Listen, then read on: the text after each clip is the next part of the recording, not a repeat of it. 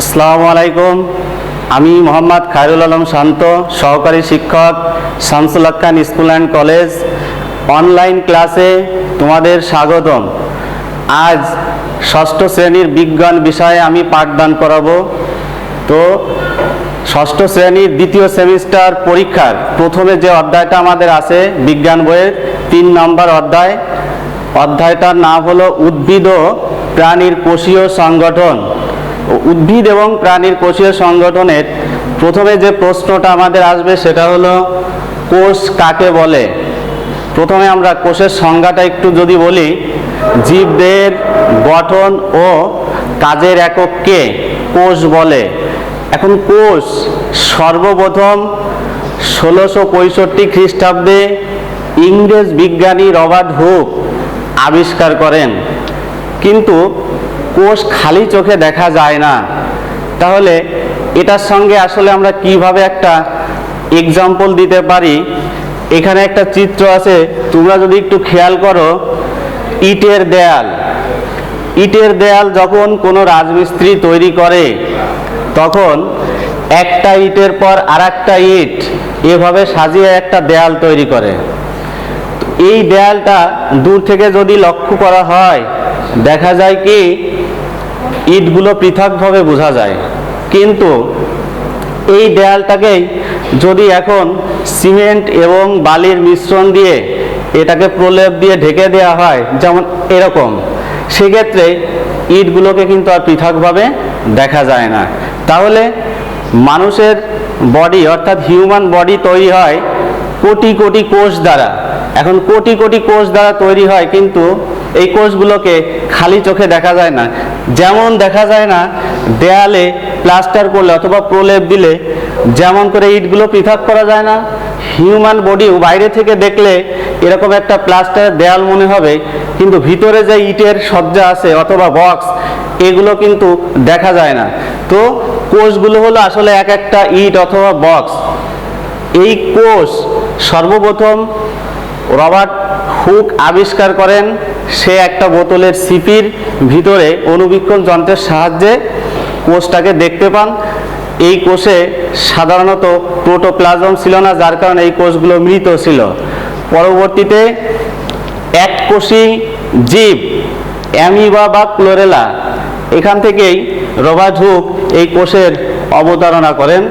তো কোষের আবিষ্কারকের নাম আমরা ইতিমধ্যেই বলেছি, এবং কোষ কাকে বলে।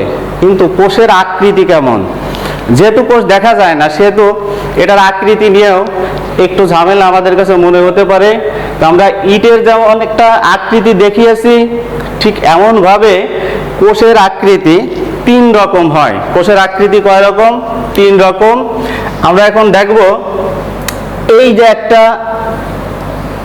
গোলক অর্থাৎ গোলাকার, গোলাকার এই আকৃতির হতে পারে কোষটা। দ্বিতীয়ত আর একটা আকৃতির হতে পারে ডিমের মতো দেখতে হবে, অর্থাৎ ডিম্বাকার। এবং আর একটা আকৃতি হতে পারে কোষের, সেটা হলো আয়তাকার। আয়তাকার। আমরা কিন্তু ইটের দিকে যদি তাকাই তাহলে দেখি ইটটা কিন্তু আয়তাকার বস্তু, কিন্তু কোষ এখানে 3 প্রকার হতে পারে, অর্থাৎ 3 রকম আকৃতির, গোলাকার, ডিম্বাকার, আয়তাকার। এখন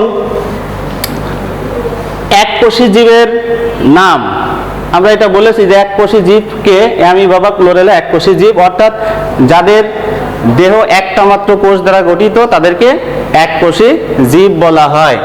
কোষের প্রকারভেদ, এখন আসবে কোষের প্রকারভেদ। আসলে কোষ কয় প্রকার? প্রথমত কোষ নিউক্লিয়াসের উপস্থিতির উপর ভিত্তি করে, নিউক্লিয়াসের উপস্থিতির উপর ভিত্তি করে 2 প্রকার। এই 2 প্রকার কোষের মধ্যে আমরা একটু লিখি এই জিনিসটা মুছে দিয়ে, তাহলে আমাদের বুঝতে আর একটু সুবিধা হবে। তো কোষের প্রকারভেদের 5 নম্বর কোশ্চেনে 1 নম্বরটা হলো আদি কোষ, 2 নম্বরটা হলো প্রকৃত কোষ। আদি কোষের নিউক্লিয়াস সাধারণত পর্দা থাকে না, যেমন ব্যাকটেরিয়া। প্রকৃত কোষ আবার কাজের ভিত্তিতে দুই প্রকার, এক দেহকোষ, দুই জনন কোষ। দেহকোষের কাজ কি? দেহকোষের কাজ সে দেহকে বৃদ্ধি করে, আর জনন কোষের কাজ জীবের প্রজননে সে অংশগ্রহণ করে। তাহলে আমরা যদি আরেকটু দেখি, আদি কোষ হলো ব্যাকটেরিয়া যাদের নিউক্লিয়াসটা পর্দা থাকে না, অর্থাৎ অনাবৃত থাকে। আর প্রকৃত কোষ এটা আবার কাজের ভিত্তিতে দুই প্রকার, দেহকোষ এবং জনন কোষ। দেহকোষ যেটা দেহ গঠনে অংশগ্রহণ করে, এবং জনন কোষ জীবের প্রজননে অংশগ্রহণ করে। এরপরে একটি জীবকোষের গঠন। আমরা জীবকোষের গঠন এটা নিয়ে আলোচনা করার ক্ষেত্রে প্রথমেই দেখে নেব যে জীবকোষের গঠনে, যেহেতু কোষ দেখা যায় না, তাহলে জীবকোষের গঠনটা আমরা কিরকম করে দেখব। জটিল অণুবীক্ষণ যন্ত্রের সাহায্যে, অর্থাৎ ইলেকট্রন অণুবীক্ষণ যন্ত্রের সাহায্যে এটা কিছু অঙ্গাণুর সমন্বয়ে গঠিত। এটা বিজ্ঞানীরা দেখতে পেয়েছেন। সেই অঙ্গাণুর সমন্বয়ে গঠিত যে অঙ্গাণুগুলো দিয়ে, সেগুলো আমরা প্রথমে একটা চিত্র প্রাণী কোষ। আমরা যদি লক্ষ্য করি যে প্রাণী কোষ কি দিয়ে গঠিত, এরপরে আমরা নিচে আর একটা চিত্র দেখিয়েছি উদ্ভিদ কোষ। তাহলে প্রাণী কোষ এবং উদ্ভিদ কোষ আমরা যদি পাশাপাশি এই দুইটা চিত্র লক্ষ্য করি, তাহলে দেখতে পাই কি প্রাণী কোষ এবং উদ্ভিদ কোষের ভিতরে একটা পার্থক্য পরিলক্ষিত হয়। সেই পার্থক্যটা আগে যদি আমরা করতে পারি, তাহলে আমাদের এই কোষের চিত্র অঙ্কন করাটাও অনেক সহজ হবে। দেখা যায় প্রাণী কোষের নিউক্লিয়াসটা থাকে কেন্দ্রে, কিন্তু উদ্ভিদ কোষের নিউক্লিয়াসটা থাকে এক পাশে। আবার প্রাণী কোষের কোষ গহ্বর যেটা অনেক ছোট, কিন্তু উদ্ভিদ কোষের কোষ গহ্বরটা অনেক বড় এবং কেন্দ্রে অবস্থিত। পক্ষান্তরে দেখা যায় কি উদ্ভিদ কোষে ক্লোরোপ্লাস্ট আছে, কিন্তু প্রাণী কোষে এরকম কোনো ক্লোরোপ্লাস্ট নেই। তো এই যে আমি কিছু পার্থক্য তোমাদের বলে দিলাম। আরেকটা বিষয় যে প্রাণী কোষে সাধারণত কোষ প্রাচীর থাকে না, কিন্তু উদ্ভিদ কোষে কোষ প্রাচীর থাকে। তাহলে আমরা এখান থেকে প্রাণী কোষ এবং উদ্ভিদ কোষের কিছু পার্থক্য বলতে পারি, অথবা খাতায় নোট করে নিতে পারি।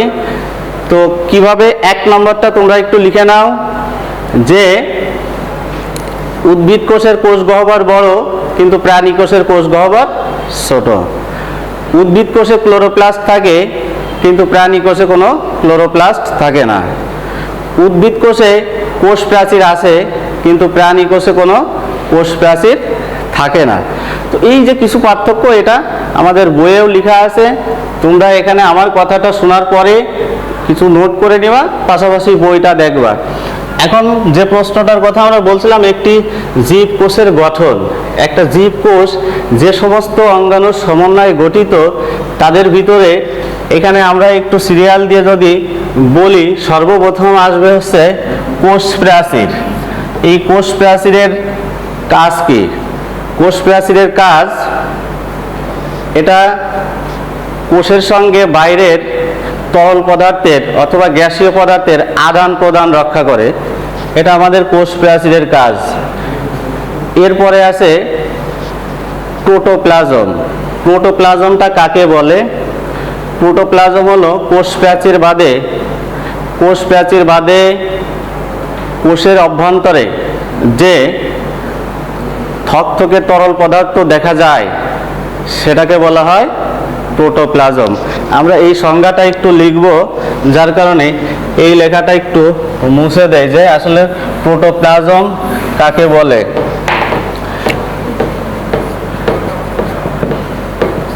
প্রোটোপ্লাজম, প্রোটোপ্লাজম আবার 3 প্রকার। তো 3 প্রকার প্রোটোপ্লাজম এখানে গঠিত হয়। আসলে আমরা যদি একটা ব্লক ডায়াগ্রাম দেখি অর্থাৎ চিত্র আকারে দেখি, সর্বপ্রথম একটু খেয়াল করো যে কোষ গঠিত হয় প্রথমত কোষ প্রাচীর এবং প্রোটোপ্লাজম দ্বারা। প্রোটোপ্লাজম, এই প্রোটোপ্লাজম আবার 3 প্রকার। এখানে আমরা যদি একটু খেয়াল করি, 3 প্রকার প্রোটোপ্লাজমের ভিতরে আছে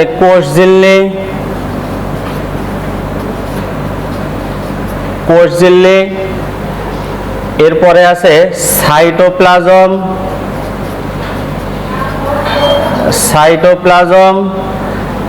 এরপরে আছে আমাদের কোষঝিল্লির পরে সাইটোপ্লাজমের পরে নিউক্লিয়াস। তাহলে এই 3টা সমন্বয়ে প্রোটোপ্লাজম গঠিত। এই 3টা সমন্বয়ে যে প্রোটোপ্লাজম গঠিত হয়, প্রথমত কোষঝিল্লি কাকে বলে, আমরা মোটামুটি কোষ প্রাচীর এবং প্রোটোপ্লাজম এই দুটার বিষয় বলেছি। এখন কোষঝিল্লিটা হলো প্রোটোপ্লাজমকে ঘিরে যে পর্দা দেখা যায় সেটাকে বলা হয় কোষঝিল্লি। কাকে ঘিরে? প্রোটোপ্লাজমকে ঘিরে যে পর্দা দেখা যায় সেটাকে বলা হয় কোষঝিল্লি। সাইটোপ্লাজম কাকে বলে? সাইটোপ্লাজম হলো প্রোটোপ্লাজমের ভিতরে যে অর্ধতরল পদার্থ দেখা যায় সেটাকে বলা হয় সাইটোপ্লাজম। তো এই সাইটোপ্লাজমের পর নিউক্লিয়াস। তবে সাইটোপ্লাজমটাকে আবার 3টা অংশে বিভক্ত করা হয়েছে, অর্থাৎ সাইটোপ্লাজমটা 3টা অঙ্গাণুর সমন্বয়ে গঠিত। তাহলে অঙ্গাণু 3টা কি, এটা আমাদের আরেকটু দেখতে হবে। সাইটোপ্লাজম আরো 3টা অঙ্গাণুর সমন্বয়ে গঠিত। প্রথমে আসবে প্লাস্টিড, এরপরে আসবে কোষ গহ্বর, এরপরে আসবে মাইটোকন্ড্রিয়া। তাহলে সাইটোপ্লাজমের যে 3টা অংশ, প্লাস্টিড কাকে বলে? আসলে প্লাস্টিড এটাকে বলা হয় বর্ণাধার, অর্থাৎ সে বিভিন্ন ধরনের বর্ণ ধারণ করতে পারে। সাধারণত এই প্লাস্টিডগুলো উদ্ভিদে দেখা যায়।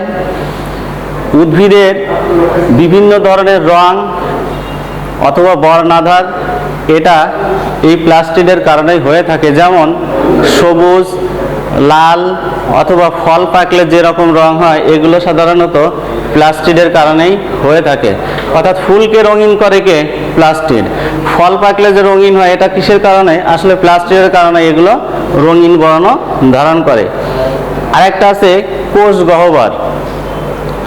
আমরা যদি পেঁয়াজের খোসা ছাড়িয়ে সেটাকে অণুবীক্ষণ যন্ত্রে পর্যবেক্ষণ করি, তখন দেখা যায় কি এর ভিতরে একটা ফাঁকা জায়গা আছে, অর্থাৎ এর ভিতরে একটা খালি জায়গা আছে। এই ফাঁকা জায়গাটাকে বলা হয় কোষ গহ্বর। ইতিমধ্যেই বলা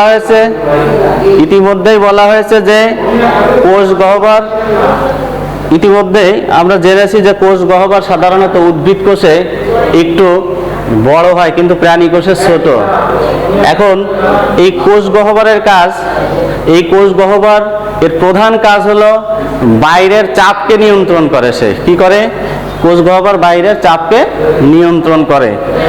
এরপরে মাইটোকন্ড্রিয়া। তো মাইটোকন্ড্রিয়া বিষয়টা আমরা একটু যদি বলি, মাইটোকন্ড্রিয়াকে সাধারণত কোষের শক্তির ঘর বলা হয়, অর্থাৎ এটাকে পাওয়ার হাউসও বলা হয়। কারণ একটা কোষের যে সমস্ত অঙ্গাণুগুলো আছে সবগুলোকে সে শ্বসন প্রক্রিয়ার মাধ্যমে শক্তি উৎপাদন করে সে পাওয়ার হাউস নামে পরিচিত হয়। তো আমরা মোটামুটি যদি আর একটা বিষয় দেখি, এখানে আছে নিউক্লিয়াস। তাহলে নিউক্লিয়াসের কয়টা বিষয় আছে?